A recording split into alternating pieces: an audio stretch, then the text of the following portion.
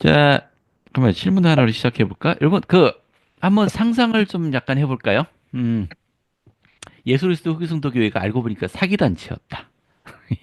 돈을 밝히는 사람들에 의해서 만들어진, 어, 조세 스미스는 진짜 선지자가 아니고 사기꾼이었다. 만약 그렇게 상상을 해본다면은 지금 지금 우리가 보고 있는 교회 모습에서 가장 많이 달라질 부분이, 가장 먼저 없어지거나 달라질 부분이 뭐라고 생각하세요? 이두 분이 성전이라고 하셨어요? 왜냐면 너무 비싸다. 성전 짓는 게 너무 비싸다. 예. 좋습니다. 또 다른 의견 있으신 분? 저는 저는 살아계신 예, 선지자의 조셉 예, 스미스가 음, 다 거짓이라고 하지 않을까. 그러면 모든 게 다 이제 물거품이 되는 거니까. 살아있는 선지자라는 개념부터 없어질 것 같다. 예, 어, 그리고 조셉 스미스도 거짓 선지자였다. 그렇죠. 그렇게. 예, 네. 우리 저 솔레제에 가게 되면은 우리 캐너리가 있어요. 그 식품 가공 공장이 있는데 예, 우리 거기서 그 많은 그 통조림, 많은 그 제품들을 생산해서 그 인도주의적인 사업을 많이 합니다. 그리고 저희들도 어, 한 달에 한 번씩 또는 그 와드별로 할당이 되어서 봉사를 하는데 제일 음, 먼저 사라지는 게 그런 봉사할 수 있는 그 음, 휴머니즘에 근거한 그런 봉사할 수 있는 시설들이 다 없어지겠죠. 그런 거 없어지겠죠. 그렇죠. 돈 안 되는 것들은 다 없어지겠죠. 그리고 돈이 되는 음, 것에 대한 치열한 경쟁이 있을 거예요. 교회 음, 직책에 관한 거라든지 그런 것에 대한 아, 많은 로비가 있을 것이고 많은 그렇죠. 경쟁이 있을 것이고 음. 뭐 그렇지 않겠습니까? 그리고 결국은 뭐 그게 오래 가겠습니까? 인간들이 돈을 위해서 만들어진 교회들이. 제 전임자였었던 우리 길정원 형제님 한번 저랑 개인적으로 얘기하면서 그런 얘기 하신 적이 있어요. 잘 생각해봐라. 이 교회가 하나님의 참된 교회가 아니면은 성전 사업 같은 거 하겠냐? 이게 처음 교회에 찾아와서 그분이 교회에 찾아와서 처음 이 교회가 이 거짓 실리가 없다라고 생각한 게 그 부분이었다고 하시더라고요. 예, 저도 지극히 동감이 됩니다. 자, 오늘은 엘리야의 영에 대해서 좀 난 이야기하겠습니다. 우리 조셉 스미스 역사에 모르나이가 그러니까 17살 된 조셉의 방에, 침실에 나타나는 장면이 나와요. 거기에서 이제 모르나이가 이 말라기서의 한 부분을 인용을 했어요. 근데 실제 말라기서에 있는 것과는 좀 다르게 인용을 했다고 하네요. 읽어봐 주시겠어요? 보라, 용광로같이 타는 날이 이르르니 모든 교만한 자와 참으로 모든 악하게 행하는 자는 다 지푸라기같이 타리라. 이는 오는 자들이 그들을 사르리니 만군의 주가 이르노라. 그 뿌리와 가지도 남기지 아니할 것임이니라. 그리고 또 그는 그 5절을 다음과 같이 인용하였다. 보라, 주의 크고 두려운 날이 이르기 전에 나는 선지자 엘리야의 손으로 너희에게 신권을 드러내리라. 그는 또한 다음 구절을 다르게 인용하였다. 그리고 그는 아버지들에게 한 약속들을 자녀들의 마음에 심을 것이요 자녀들의 마음은 그들의 아버지들에게로 돌이키리라. 만일 그렇지 아니하면 그가 오실 때에 온 땅은 완전히 황폐하게 되리라. 예, 감사합니다. 강렬한 인상을 주는 부분이 몇 부분이 있어서 한번 짚어볼까요? 자, 용광로 같이 타는 날이 언제입니까? 예, 주님이 재림하시기 전에, 그죠? 주님이 재림 때 있을 재앙이죠. 자, 누가 불에 탈이라고 했습니까? 두 부류의 사람을 얘기했어요. 모든 교만한 교만한 자와 자. 모두 악을 행하는 자. 뭐 악을 행하는 자들은 우리 복천년 시대에 함께 할 수 없죠. 악한 자들은 달의 왕국에 속한 자들이 아니니까요. 그건 이해가 돼요. 근데 교만한 자요?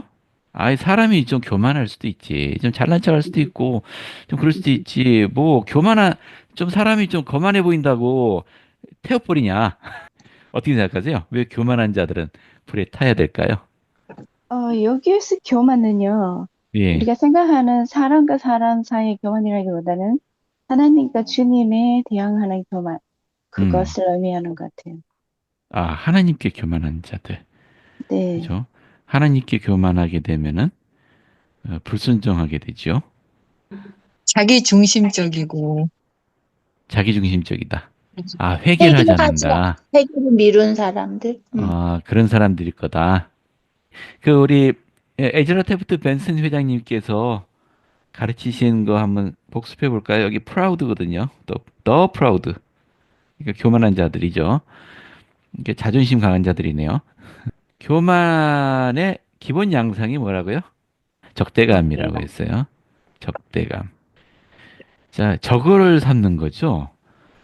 우리 교만은 혼자서는 교만해질 수 없어요. 이 교만은 반드시 상대가 있습니다. 내가 교만해지는 상대가 있어요. 그 상대가 나보다 못한 자이든지 나보다 더 우월한 자든지 하여튼 상대가 있어야 돼요. 때로는 하나님과 같은 분에게도 교만해질 수 있습니다. 이제 하나님이 말씀에 귀 기르지 않고 불순종하는 거죠. 아이들이 부모의 가르침에 자꾸 반항하는 것도 역시 교만이에요. 이게 자기 자존심 세우는 거잖아요. 자, 그래서 이런 적대감, 그러니까 상대방을 적으로 삼는 태도를 말합니다. 이건 세 가지 양상으로 나타난답니다. 이게 실제로 표출됐을 때 첫 번째가 증오심, 증오, 싫어하는 거죠. 미워하는 겁니다. 두 번째가 반대하는 태도. 반대 잘하는 사람이 있죠. 세 번째가 적개심이라고 했어요. 적개심. 한마디로 얘기하면 왜 교만한 자가 문제가 되느냐? 교만한 자들은 상대방이 적이 돼요. 즉 화합하지 못합니다. 복천년은 어떤 세상이에요? 하나가 되는 세상. 그렇죠. 하나가 되는 시온. 세상이에요. 시온의 세상이고, 그죠? 시온에 가는 자들은 서로 한 마음 한 뜻이 되는 사람입니다. 교만한 자들은 다투는 자들이에요. 이들이 복천년 시대를 물려받을 수는 없습니다. 이거 불에 타야 돼요. 그렇죠? 여기 교만하지 않은 분 계신가요? 제가 이렇게 물으면 이제 뜨끔뜨끔 하시죠. 근데 기본적으로 사람은 연약하기 때문에 자기를 지키고자 하는 마음에 이제 교만해지기 쉬워요. 그런 기본 성향을 모든 사람이 가지고 있습니다. 이게 너무 걱정하지 마세요. 여러분, 하나님이 여러분을 교만하다라고 하지는 않으실 것 같아. 왜냐하면 노력하고 계시잖아요. 음. 그래서 다 지푸라기까지 타는데 여기 탄다는 건 좋아. 세상에 없어진다는 얘기죠. 이 표현은 어떻게 생각하세요? 그 뿌리와 가지도 남기지 않을 거다. 아니, 좀 태워도 좀 악착같이 태우시겠다는 얘기인데 뿌리와 가지도 이건 어떤 의미를 가진 걸까요? 뿌리와 가지도 남기지 않겠다는 거는 어떤 좀 이면의 뜻이 있을 것 같아요. 와, 설마 삼족을 멸하는 건 아니겠죠? 삼족이요. 또 그런 느낌이 들죠? 뿌리가 남아 있으면 음, 어떻게 되나요? 태웠는데 그렇죠. 뿌리가 계속, 남아 있으면 다시 계속. 나죠. 이거 교만한 자들, 악을 행하는 자들의 뿌리가 남아 있으면 안 되겠죠? 세상을 다시 그러니까 밀과 가라지 비유 기억해 보세요. 이 추수 때까지 밀과 가라지가 같이 자랍니다. 근데 추수 때가 되면 싹 베어서 밀은 따로 이제 분류해 갖고 곡간이 들이고요. 이제 가라지에 분류되는 것은 싹 태우죠. 그래서 밭을 더럽히지 않도록. 예, 뿌리도 남기지 않을 정도로 철저히 태우겠다. 대를 끊겠다는 얘기인가요? 아, 설마 혈육을 끊겠다는 얘기는 아니겠죠. 그런 의미는 아닐 테고 그들의 영향력, 그죠? 그들로 인해서 받게 되는 세상에 남겨지는 유산 이런 것들이 하나도 남지 않도록 철저하게 없애겠다. 예, 의로운 자들의 세상을 만들겠다. 뭐 그렇게 이해하시면 될 것 같네요.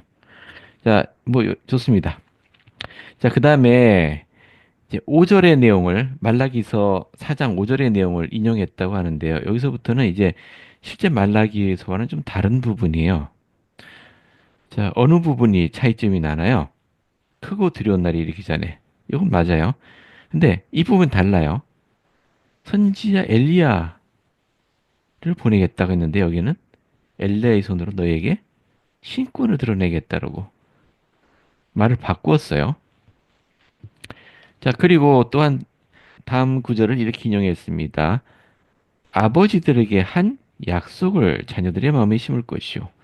자녀들의 마음은 그들의 아버지에게로 돌이키게 하리라. 약간 다르죠?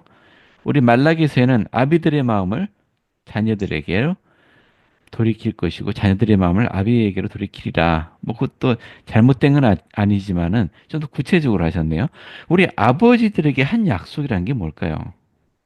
아브라함. 아브라함에는 음, 그분에게 준 약속, 성약 있잖아요. 네, 그것이 일치하는 게 우리 성전에서 지금 맺고 있는 그 모든 그 성약들? 네, 네, 그것을 의미하는 것 같아요. 예, 그렇습니다. 어이, 뭐, 더 이상 할 말이 없네. 근데 아버지들이라고 했잖아요.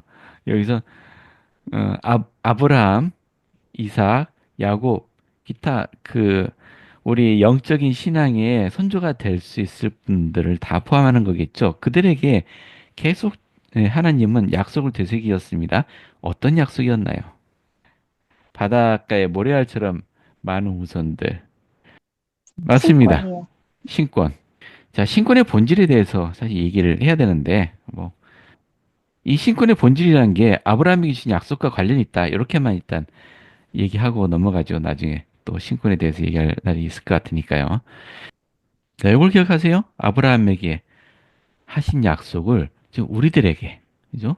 또 우리들의 마음을 아비에게로.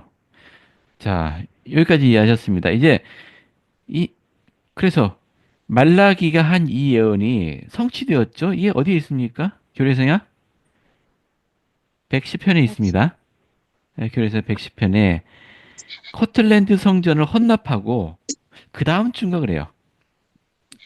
3월 말에 헌납을 했는데 그 다음 이제 성전에서 모임이 있었고 조세 스미스와 올리버 카우드리가 커틀랜드 성전에 보면 단상이 있는데 그 단상 저 위에 뒤편에 그러니까 커튼을 칠 수 있고 그 벽과 그 커튼 사이 공간에 둘이 이제 무릎 꿇고 기도하는데 예, 이런 일이 일어났습니다. 자, 한번 기억을 상기해 보죠. 자, 이 성전, 커틀랜드 성전에 누구누구가 방문을 했습니까? 처음엔 모세가 왔지 않나요? 처음인가? 예, 그리고 예, 엘리야? 엘리야. 모세가 왔죠. 모세. 또 엘리야. 엘리야? 엘리야. 그죠? 음, 또 엘라이자도 왔나요? 왜, 잠깐만. 엘라이자가 엘리야죠. 예, 예, 일라야스. 일라야스. 엘라이스. 예, 음. 그렇죠. 또 한 사람 더 있어요. 이분 빼놓으면 안 되지. 예수 그리스도. 침례 요한이야. 침례 아니야. 요한요? 침례 요한 아니지. 그건 아론의, 예, 예수님께서 나타나시지 않으셨나요? 예, 주님께서? 맞아요. 네? 예, 맞아요. 맞아, 네. 주께서 주님. 주께서 오셨어요. 네. 주께서 오셨습니다. 이제 주님이 오신 거는 이제 이 성전을 내가 기꺼이 받아들인다 하고 말씀하시고 축복도 남기시고 가셨습니다. 그죠? 당부도 말씀하셨어요. 이 거룩한 집을 더럽히지 마라. 예. 그리고 이 집의 명성이 외국까지 퍼지리라. 실제로 그렇죠. 자, 그 다음에 왔다 가신 다음에 모세가 나타났습니다. 모세는 왜 왔나요? 지파의 열쇠, 이스라엘을 모으는 예, 지파의 열쇠를 주기 위해서 왔다고 알고 있어요. 그렇죠. 잘 보시면은 땅 사방으로부터 이스라엘을 모으고 북방 땅으로부터 열 지파를 인도한다. 이 두 개가 달라요. 이걸 그냥 하나로 뭉뚱그려서 집합이라고 말할 수도 있는데 사실 좀 다른 일입니다. 보이세요? 땅 사방으로부터 이스라엘을 모은다는 얘기는 어떤 의미인가요? 여기서 이스라엘은 10지파 더하기, 유다까지 또 유다예요. 어, 다 포함해서, 다 포함해서 음, 정작 중요한 사람들 빠뜨려주셨네. 유다하고 열 지파 말고 이스라엘이 누가 있나요? 그거야, 신권을 갖고 있는 분들, 아니 우리죠, 아론, 우리. 예, 우리죠. 아, 땅 사방이라고 했잖아요. 그러니까 이건 선교 사업이에요. 선교 사업을 의미하는 집합입니다. 하지만은 북방 땅으로부터 열 지파를 인도해내는 열쇠라고 했어요. 북방의 열 지파가 누군지는 이해하시죠? 옛날에 그 이스라엘이 원래 한 덩어리였는데 솔로몬 왕이 죽고 나선 딱 둘로 쪼개지죠, 나라가. 남유다, 북유다로 그렇죠. 나누죠. 남쪽이 유다라고 불리게 되었고요. 북쪽을 이스라엘이라고 네. 불렀습니다. 또는 이게 여기 왕이 된 사람이 에브라임 지파였기 때문에 에브라임이라고도 해요. 아래쪽에는 유다 지파하고 베냐민 지파가 남왕국에 속했어요. 베냐민은 그 이스라엘의 초대 왕이었던 사울 왕이 베냐민 지파였죠. 근데 사울 왕이 합당치 못했기 때문에 왕위를 계속 유지하지 못했고요. 사울 왕 죽고 나서 다윗이 왕이 되었지 않습니까? 다윗은 유다 지파였고요. 근데 다윗이 사울 왕의 사람들을 그 잘 챙겨줬죠. 자기를 죽이려고 했음에도 불구하고 그들을 보살폈습니다. 그래서 베냐민은 유다를 따랐어요. 나머지 10개 지파가 이스라엘에 속했습니다. 이들이 아시리아, 즉 아수르의 침공 때 흩어졌죠. 원세 북방으로 흩어졌습니다. 어디 간지 몰라요. 이들이 다시 돌아올 거다는 얘기입니다. 남쪽 유다라고 하면 이쪽 유다는 어디로 모이나요? 이스라엘 지금의 이스라엘 땅으로 모입니다. 그 가나안 땅으로 이미 모였죠. 근데 북왕국 이 속했던 열 지파들은 어디 갔는지도 모르고 근데 그들을 인도해내겠다. 어디로 인도하나요? 이들을 어디로 집합하나요? 열 지파는 미대륙 아닌가요? 그죠? 새 예루살렘. 옛 예루살렘은 유다가, 새 예루살렘은 열 지파들이 집합하는 곳입니다. 지금 교회에서는 이 열 지파를 집합하기 위해서 뭐가 하고 있나요? 지금 교회에서는 딱히 열 지파를 인도해내는 뭔가 특별한 프로젝트나 이런 거 있다는 얘기는 들어보지 못했어요. 근데 지금 이 일을 하고 있는 분들은 따로 있죠. 이 열 지파를 모으는 일을 하는 분 따로 계세요. 누군지 기억나세요? 누가 이 일을 하고 있는지?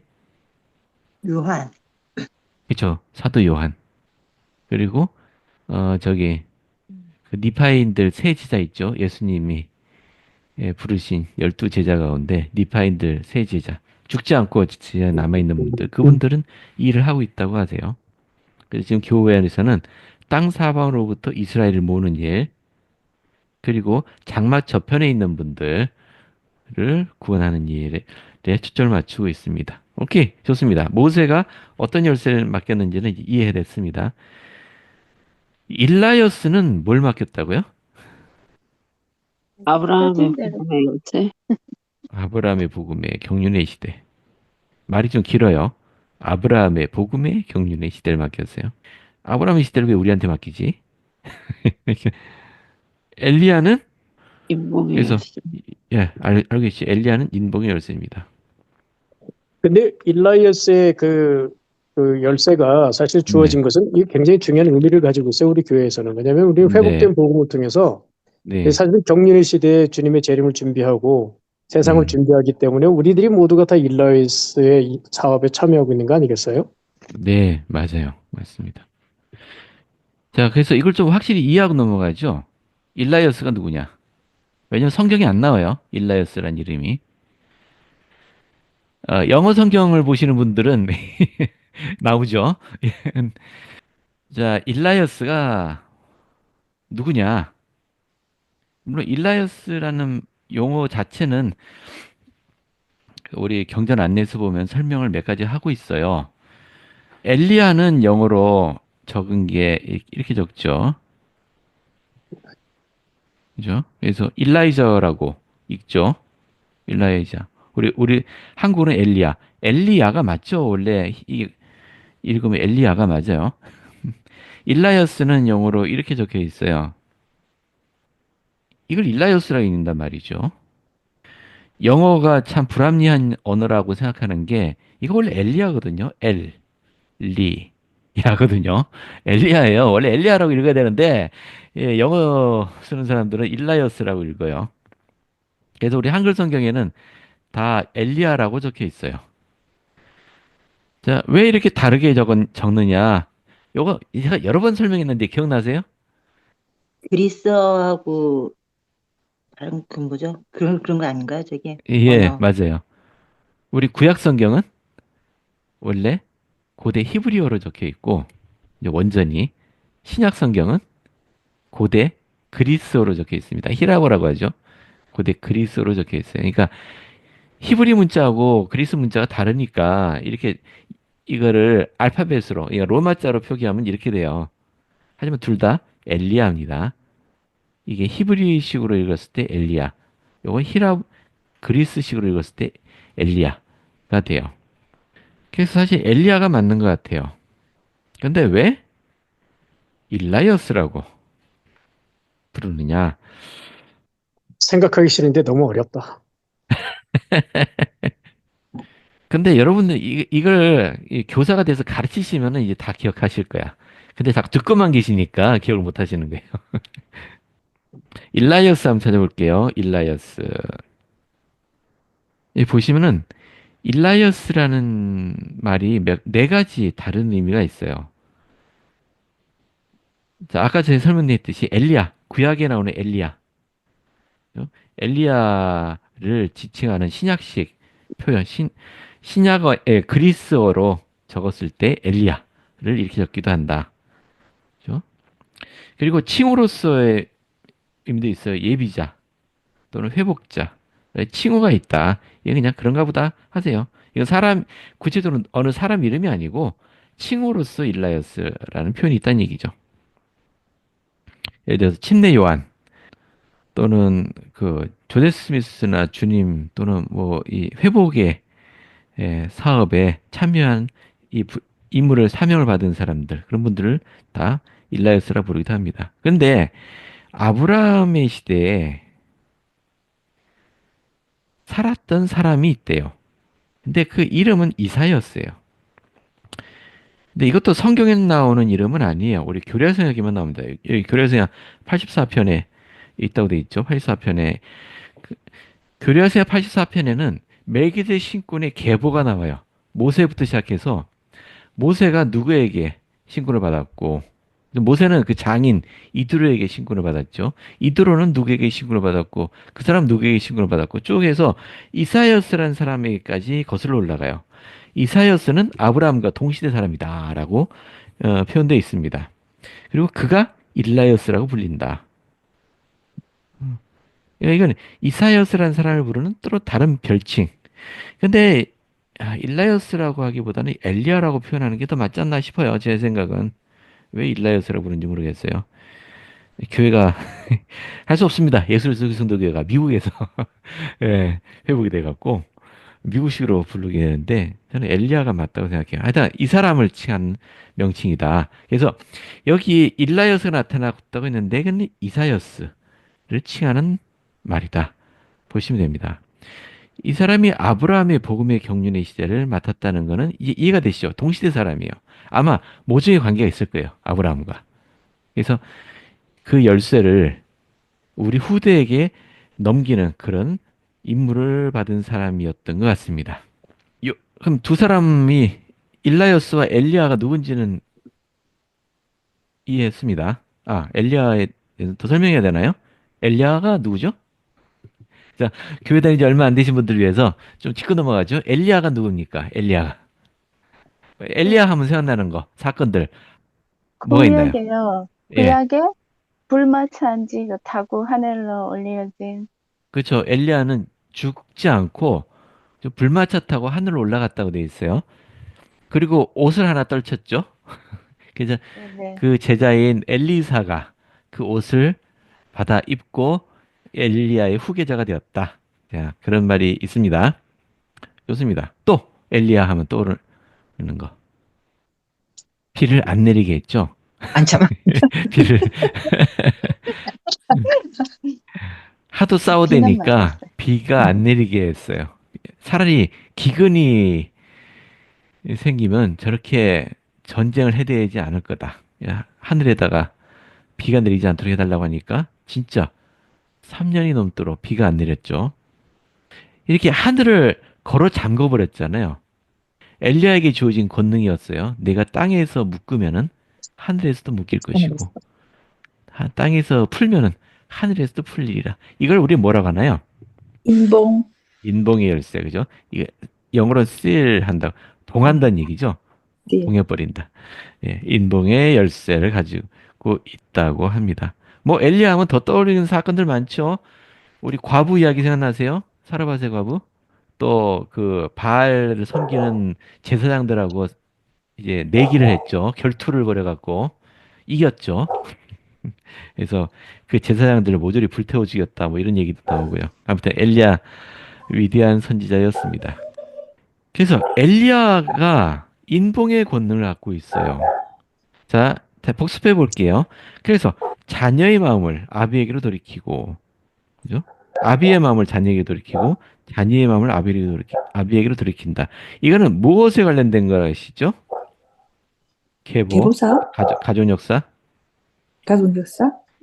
그죠? 우리 선조들의 이름을 찾으려고 노력할 때, 우리의 마음이 조상에게로 돌이키는 거죠. 또, 네, 한 견공께서 굉장히 참여하고 싶어 하시네. 여기 소리가 들려요. 예. 아비의 마음을 자녀에게 돌이킨다는 것은 무슨 말일까요? 아까 모로나이는 아비들에게 한 약속을 그 자녀들에게 되새긴다고 했잖아요. 성약이랑 관계된 거 아닌가요? 그죠? 성약이죠. 성약. 아까 잘 말씀하셨잖아. 이 아버지는 아브라함이라고 아까 얘기하셨잖아요. 누군가. 예. 이 성약, 조상들의 성약이 우리에게, 그죠? 이어진다는 얘기죠? 자녀의 마음을 아비에게는, 이건 가족 역사, 그리고 대리 의식들, 부모와 자녀 간의, 그죠? 인봉.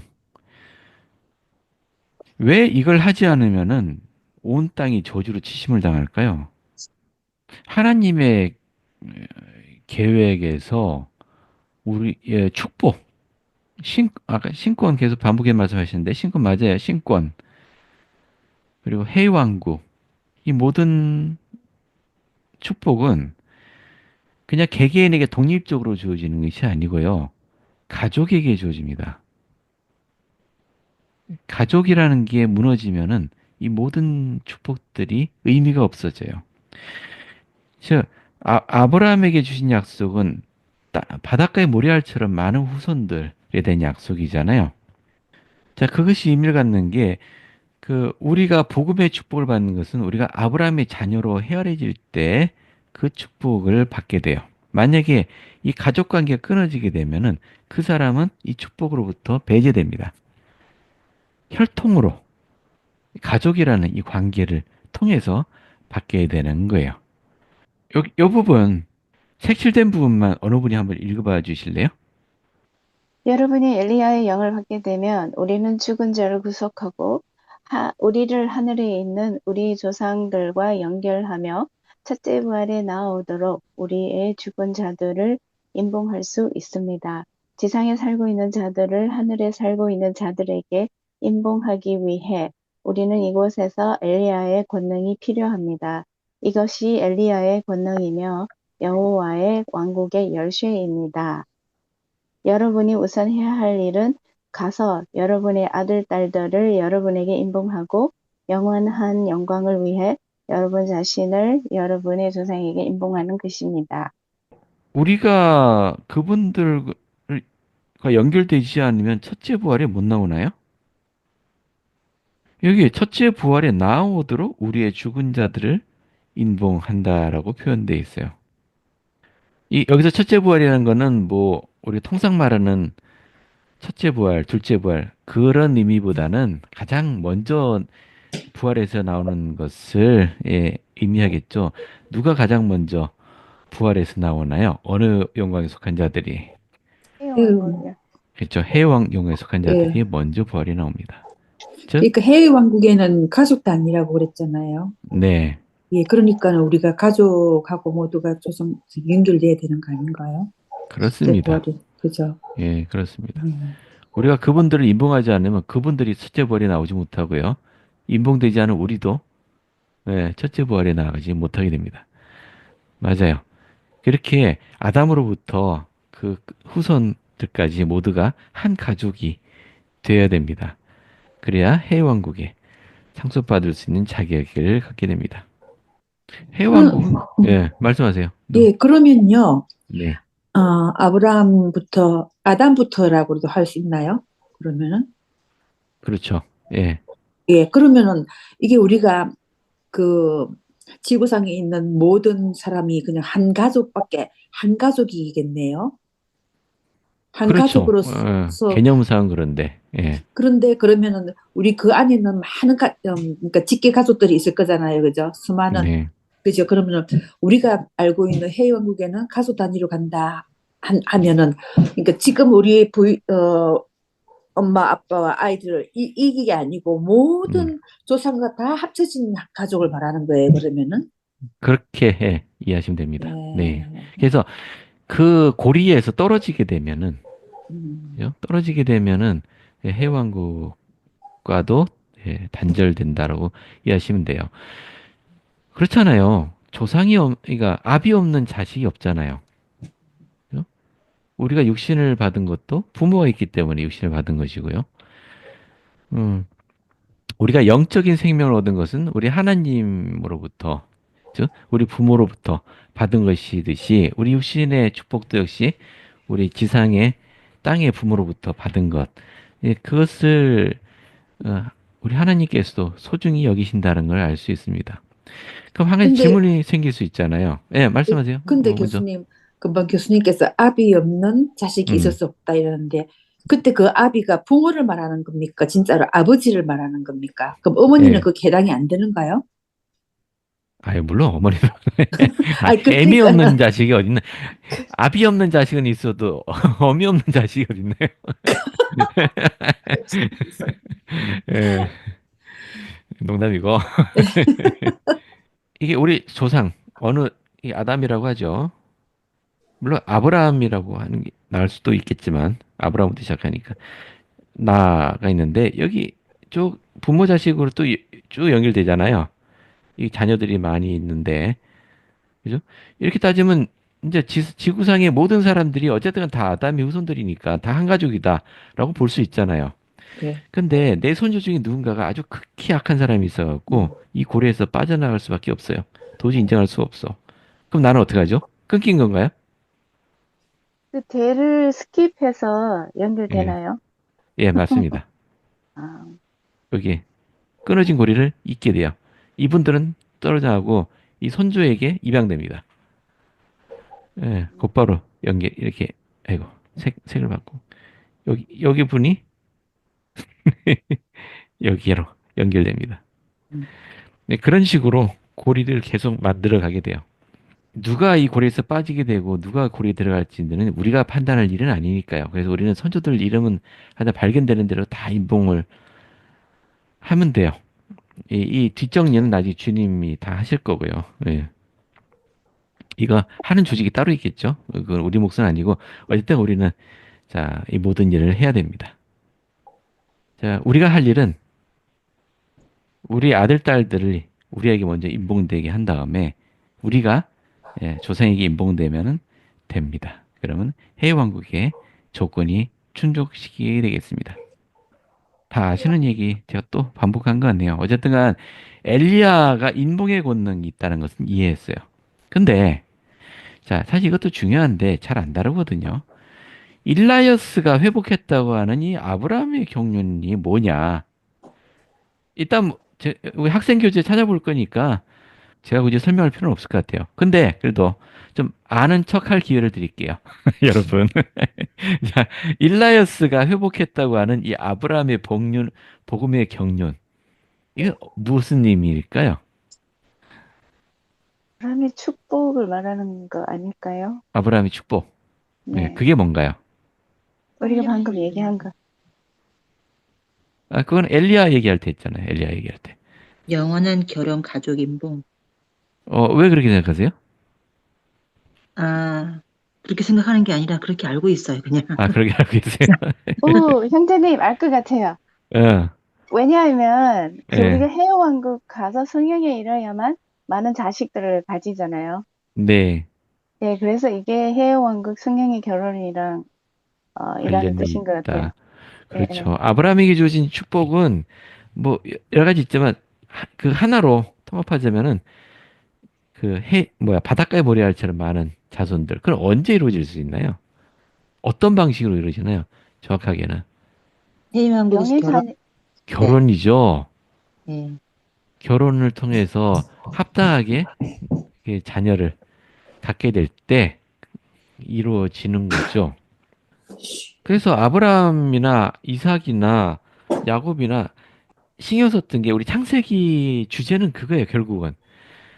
아브라함이 자기 아들 이삭의 아내를 구하기 위해서 종을 어디까지 보냈나요? 메소포타미아까지 보냈어요. 우리 아브라함이 원래 메소포타미아 사람이에요. 가나안 사람이 아니고요. 메소포타미아, 유프라테스, 티그리스 그러니까 바빌로니아 사람들하고 같은 종족이에요.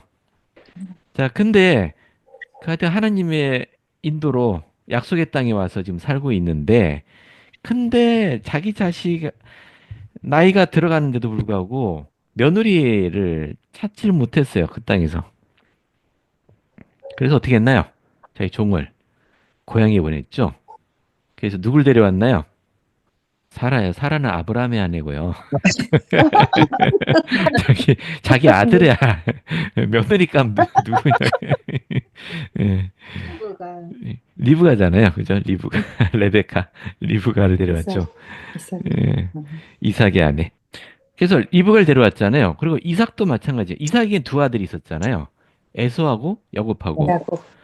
뭐 우리 경전에는 일방적으로 에서를 막 매도하는 이야기들이 많이 나오는데, 여러분 에서가 아버지의 후계자의 권리를 잃어버린 결정적인 사건이 뭐였다고 생각하세요?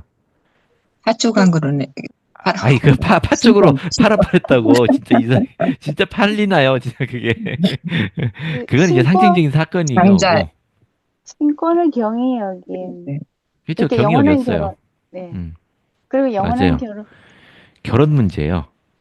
결혼 문제. 에서가 그 땅에 저 가나안 지방에서 마음에 드는 여인하고 결혼했거든요. 그게 이삭과 리브가의 가슴을 아프게 했다라고 상세히 기록되어 있어요. 야곱을 또 메소포타미아까지 보냈잖아요. 자기 오빠 리브가의 오빠가 사는 곳까지. 왜 그랬나요? 아내. 그만큼 결혼이 중요한 겁니다. 성약 안에서의 결혼이 중요한데도 불구하고 그걸 소홀히 했기 때문에 에서는 장자권을 잃어버린 겁니다. 이게 장자권이라고 돼 있지만 영어로 표현하자면 페이트리아크잖아요. 그러니까 우리가 말하는 축복사 또는 족장. 그죠? 이게 신권에 관련된 겁니다. 자, 이게 저 읽어볼까요? 일라이어스와 아브라함의 복음의 격려 시대라고 우리 교리학생약 학생 교재에 설명하고 있습니다. 여기 제가 읽을게요. 일라이어스는 아브라함의 복음을 가져왔는데 이것은 충실한 자는 영원히 증식하는 약속을 받게 된다는 위대한 아브라함의 성약으로 그 약속은 해왕국의 결혼을 통해 그들의 영원한 후손이 바닷가의 모래나 하늘의 수 없는 별과 같이 많아지게 된다는 것입니다.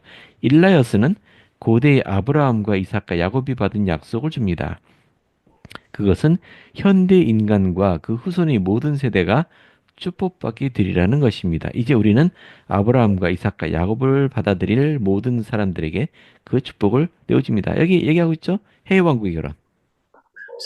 누구 말을 인용해놓은 이거 레슨 회장님 말씀이네. 영원한 성약.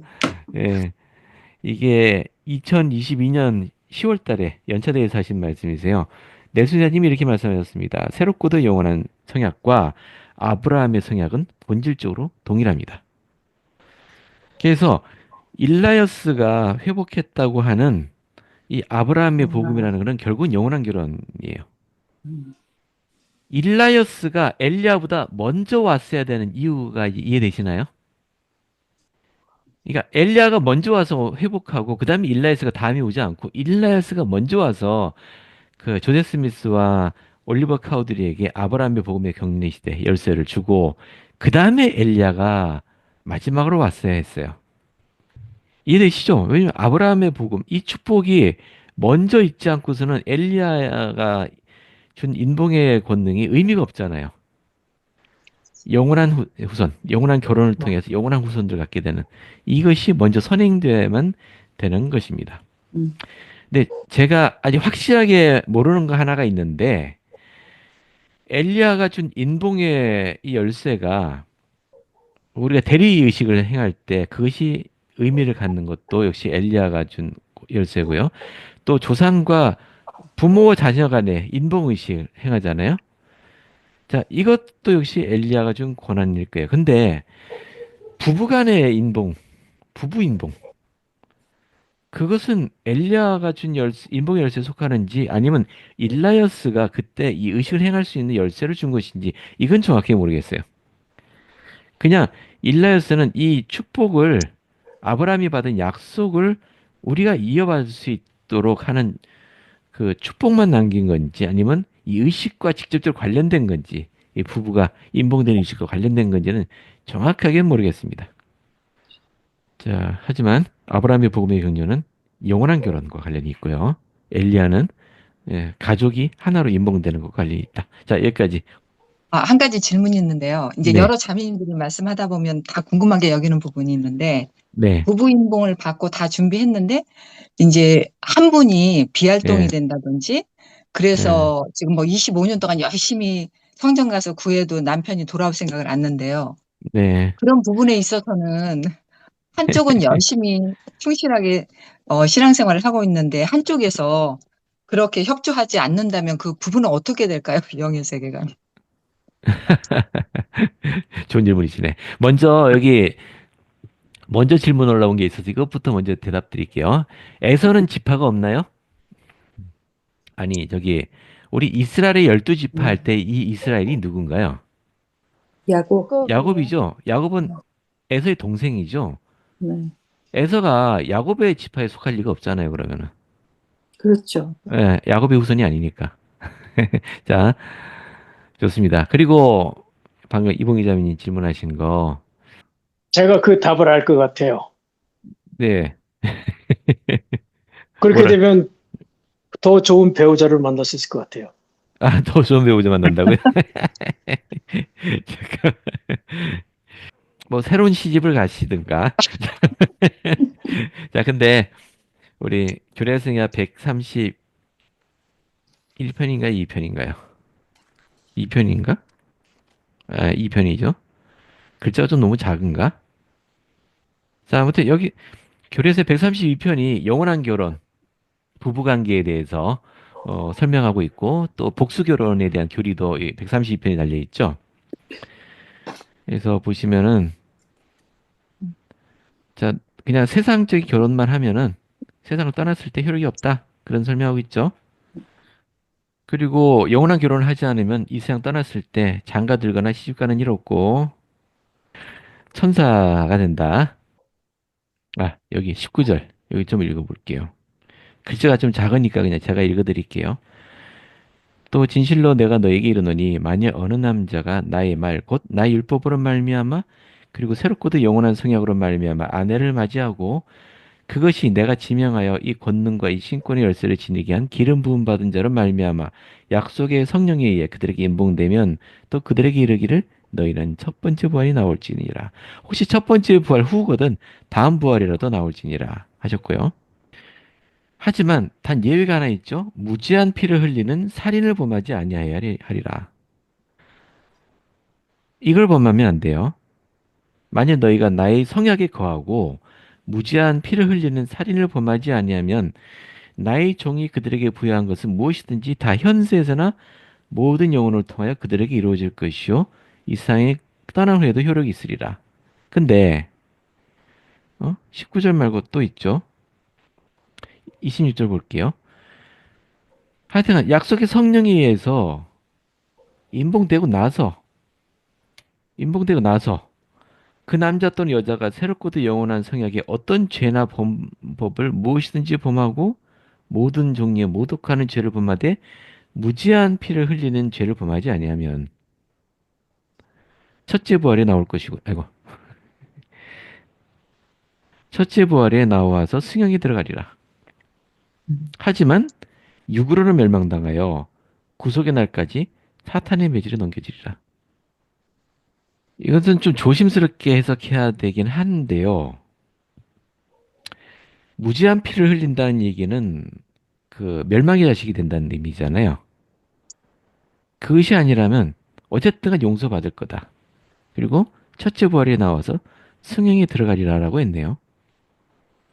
근데 약속의 성령에 의해서 인복된다고 했으니까 영원한 결혼 성약에 충실한 것을 전제로 하는 것 같아요. 자기 아내를 버린다든가. 근데 아내를 버려버리면은 이게 영원한 결혼이 성립되지가 않잖아요. 하여튼 경전엔 그렇게 말씀하고 있어요. 근데 요건 조심해야 돼요. 근데 용서받고 승형이 들어가리라고 했지만 그냥 거저되는 건 아니에요. 여기 보시면 사탄의 매질에 넘겨지라고 돼 있잖아요. 이게 뭐냐? 사탄의 매질이란. 여기 이렇게 설명하고 있습니다. 사탄이 손아귀에 넘겨진다는 의미다.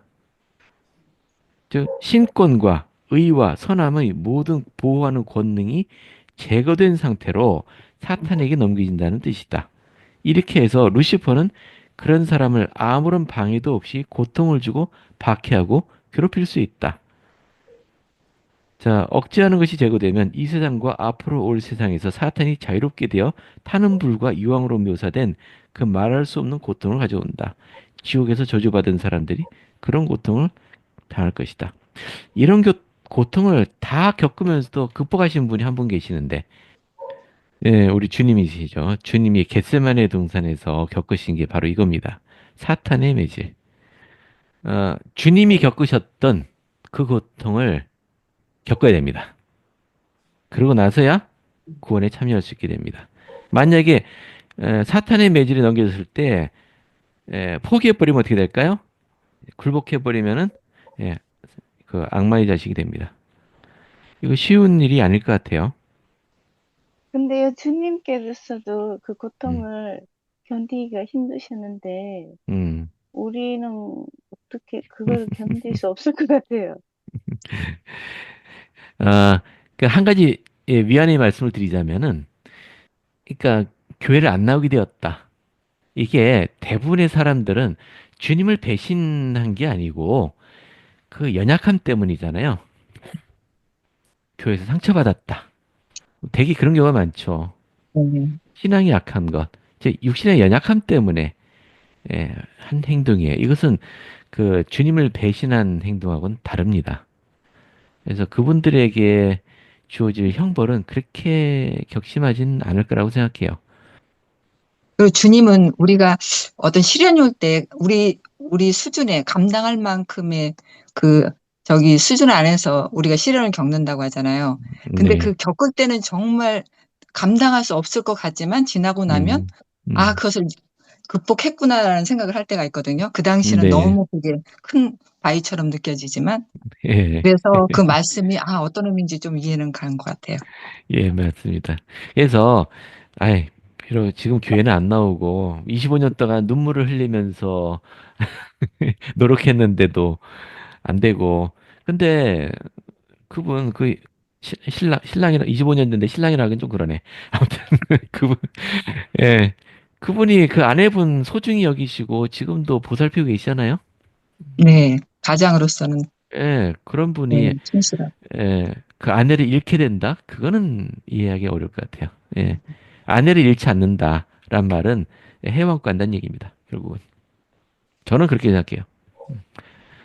내 가족이 근데 교수님 충실하신다면. 한 게 네, 좀 궁금한 거는요. 네, 우리가 우리가 예수 그리스도를 하여튼 성신을 거역하면 우리는 용서받을 수 없는 죄라고 하잖아요. 네. 성신, 예수 그리스도는 아닌데, 그럼 예수 그리스도를 부인하고 성신을 부인하지 않는 사람은 그러면은 예, 용서를, 용서받습니다.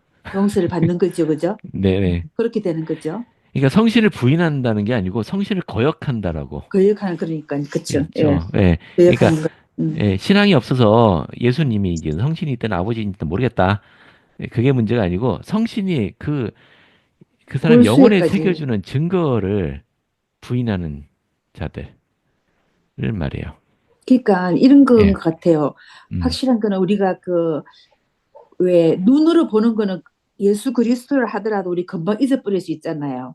네. 예, 그죠? 예수 그리스도. 예. 근데 성신은 우리 골수에 사무치는 거라 그랬거든요. 네. 그죠? 그래서 우리가 예수님이 주시는 이 말씀도 정말 중요하고 우리가 많이 그거 해야 되지만 우리가 우리 돌아보면 영적인 경험을 한 경우 있잖아요. 성신에 의해서.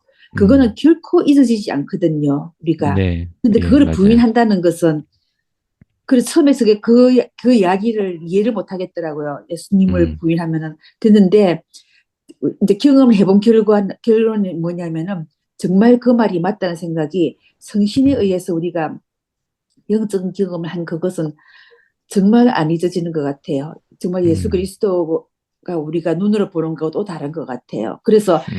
그 성신을 거역하는 자는 그 용서받지 못한다는 말이 맞는 것 같아요. 네, 맞습니다. 근데 어느 정도 돼야지 성신을 거스릴 수 있느냐? 그냥 쉽게 얘기하자면 여러분 그 하나님과 지금도 하나님을 보고 대면해서 대화할 정도로 확실하게 모든 것을 알게 된 경우 그 정도 아니시면은 예, 불가능한 죄라고 이해하시면 될 것 같아요. 예, 여러분이 선지자 수준 돼야 돼요.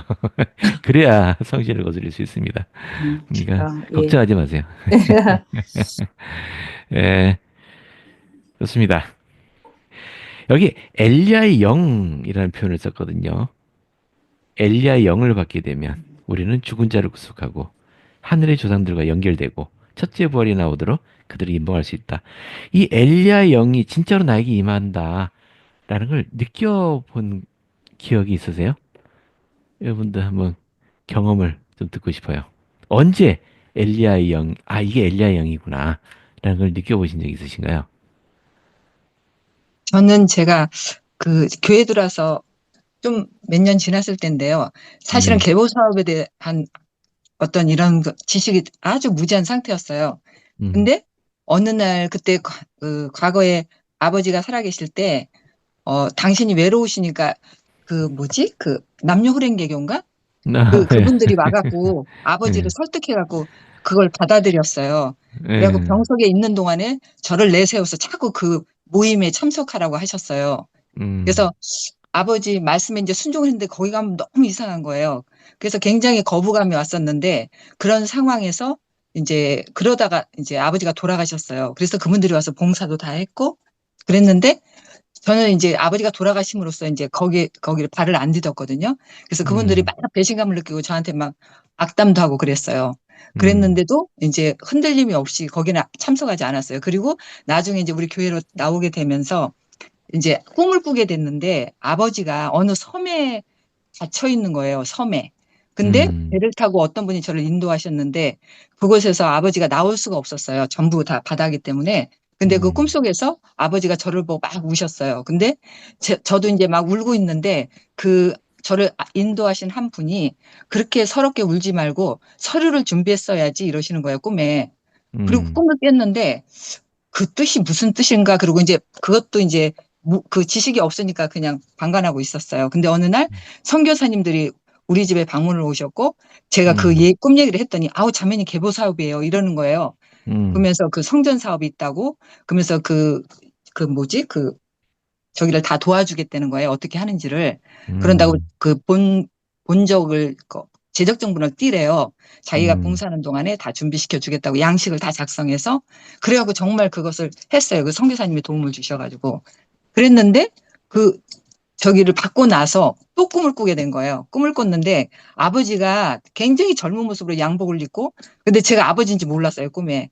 그래서 어떤 장면을 보고 있는데 다 잘 될 거다. 그러면서 이렇게 보니까 젊은 분이에요. 그런데 본데 아버지 모습이 있는 거예요. 그리고 아버지께서 너무 기뻐하시더니 고맙다. 내가 고맙다고 전화로 왔다. 이러시는 거예요. 그 꿈을 깨고 너무나 거기서 특별한 이 영을 느꼈어요. 그래서 이 계보 사업에 대한 그 어떤 지식이 열리면서 우리 조상님들을 위해서 열심히 했거든요. 그래서 이제 그 아시는 분의 도움을 받아갖고 한 500분을 계보 사업을 했었어요. 그래서 음. 이것은 분명하고 사실이라는 것을 확신을 갖고 있어요. 아이, 고맙습니다. 근데 저도 한번 교수님, 예, 나눌까요? 예, 먼저 말씀하신 분 먼저, 예, 예, 하고요. 제가 네, 얼른 생각하기에는 네, 엘리야의 영을 받게 되면 우리는 네, 죽은 자, 저는 이게 그냥 우리 모두가 성신의 어떤 영향을 받는 것처럼 모든 사람 받는 것이 아니고 예를 음, 들어서 신권을 가진 분이 그 우리 왜 그 결혼도 감리하시고 이렇게 왜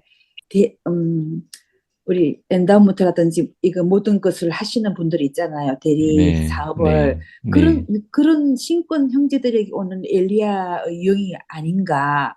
그래서 음, 그분들이 그 영을 가지고 죽은 자들에게 아까 뭐 어디 갔지?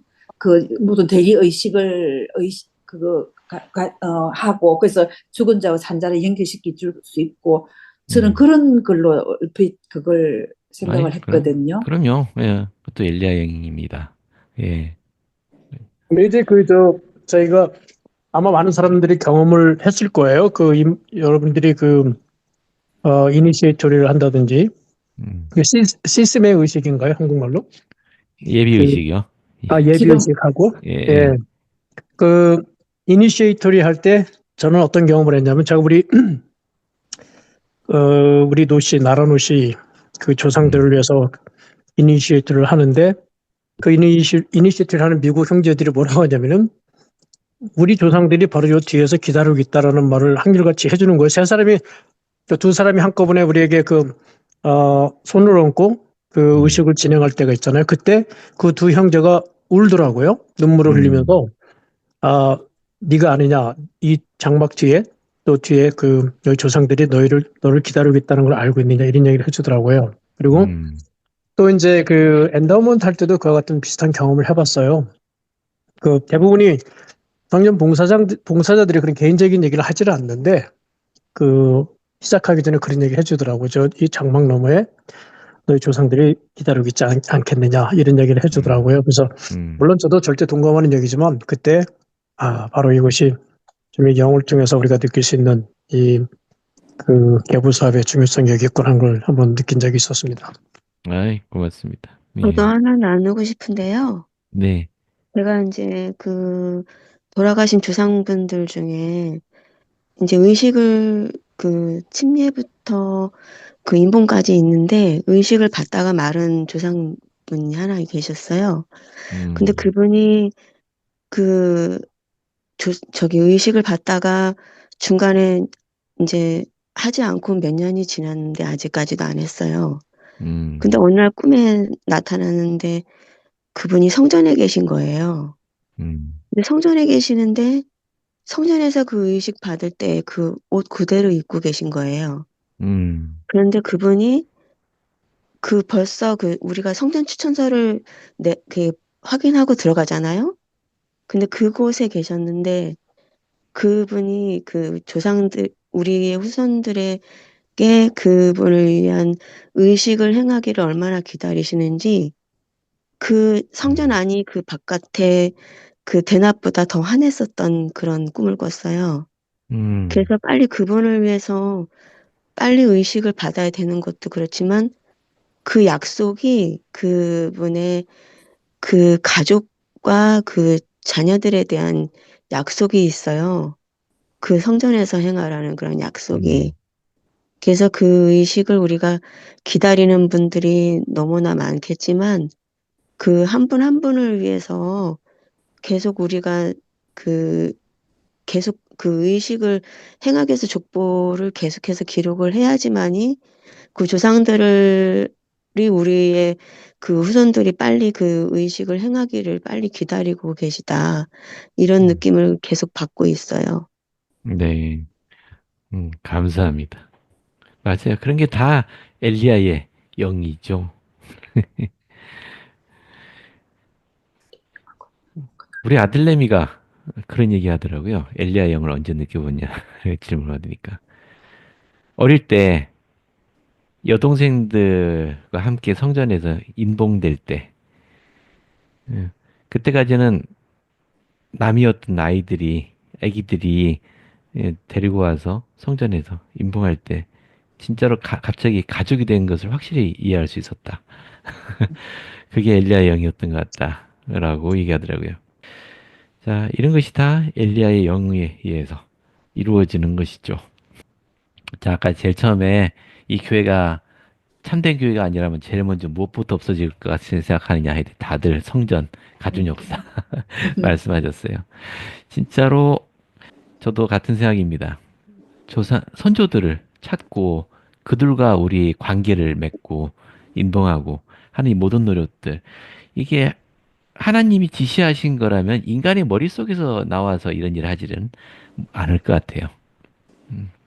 그리고 우리가 실제로 이 사회에 참여하면서 이것이 참되다는 것을 다들 느끼게 됩니다. 강한 영적인 확신을 느끼게 되죠. 아직 우리 할 일이 많아요. 왜냐하면 저도 그렇습니다. 우리 아버지 쪽 그리고 어머니 쪽 다 했어요. 근데 이제 할머니 쪽 해야 되잖아요. 이제 엄두가 안 나네. 우리 어머니 쪽 하는 건 워낙 힘들어 갖고 찾는데 한 15년 이상 걸린 것 같아요. 이름 찾는데. 그러다 보니까 할머니 쪽도 하긴 해야 되는데 아직은 엄두가 안 나서 은퇴 한번 할까 하고 아예 전 시간을 들여서 해야 되지 않을까라는 생각을 하고 있습니다. 하지만 이 가정 역사 이 일은 진짜 끝이 없는 것 같아요. 할 수 있는 데까지 다들 노력 같이 하면 좋겠습니다. 자, 여기까지 할까요? 예수 그리스도의 진리입니다. 아멘.